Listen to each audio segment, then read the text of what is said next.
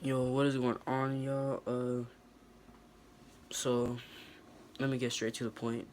30 minutes ago, my PS4 was stuck on a restarting screen. I looked everywhere to try to fix it. Got nothing but people saying they needed help.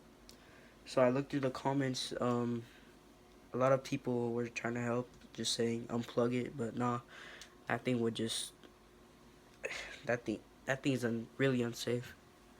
So kept digging until I saw this comment. I He said just hold the PS4 button for 20 or 30 seconds.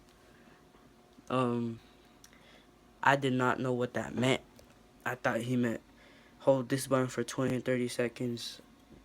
Been doing that for like the past 20 minutes. Until nothing worked. So my brain was processing.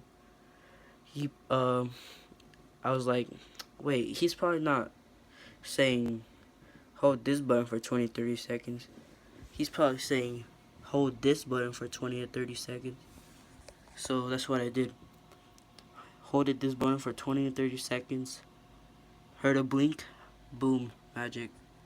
Turned my PS4 straight on. And I saw this screen. Well, there you go, guys. Thanks.